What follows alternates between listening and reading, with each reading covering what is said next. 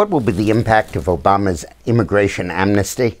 That's what we'll talk about at lunch today. Have a nice lunch. Obama has finally done something really politically right and scored a real coup against the Republicans by announcing an amnesty program for children of illegal immigrants. And the program basically says that if you've been in the United States for 5 years or more, I don't know how someone can establish that, even if you came here illegally, you've graduated from high school and you haven't been arrested, you can apply for a work permit, and they won't deport you for 2 years. At the end of 2 years, you can reapply, and they will not deport you.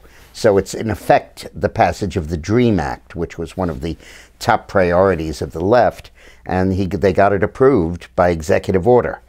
Now, it's not really the DREAM Act, because this order simply permits people to stay and work.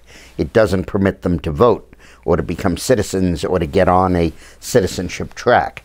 And I think ultimately the solution to the immigration issue is exactly that.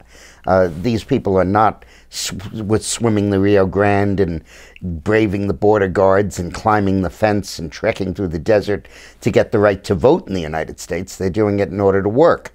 And I believe that what we should do is to have a guest worker program where they can get amnesty for working, they can be allowed legally to work, be paid the minimum wage, get benefits, and when the work is done, go home. But if they want to become citizens of the United States, they have to get on the back of the line in their countries and come here legally and become citizens.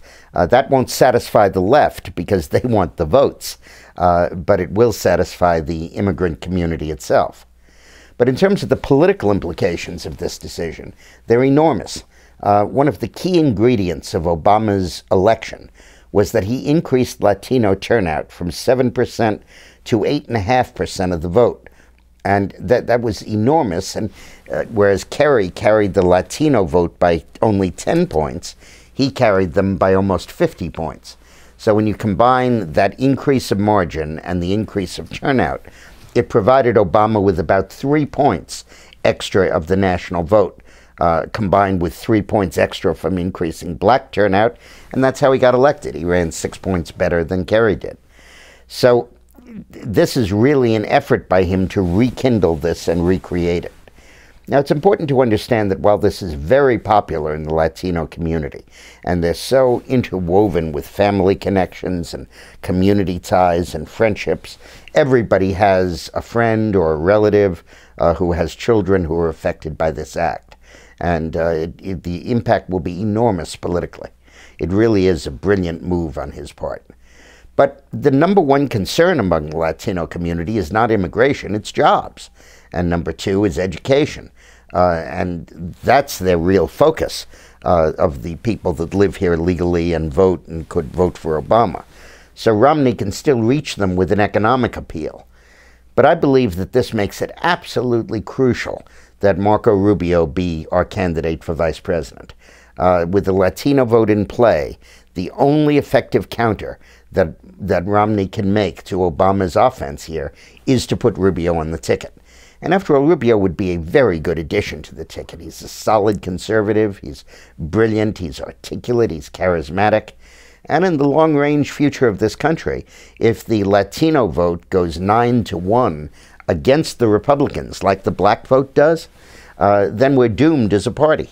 And what we need to do is to make sure that the Latino vote is in play, and eventually that it performs like any other immigrant group, and as it moves up economically, it begins to be more and more Republican. It already is socially conservative, and they're natural allies of the Republican Party. But we have got to name Marco Rubio for vice president. None of the other candidates will do this. With Rubio, we can carry Colorado, Nevada, New Mexico, and solidify Florida. And no other candidate for vice president can do that. Thanks a lot for watching.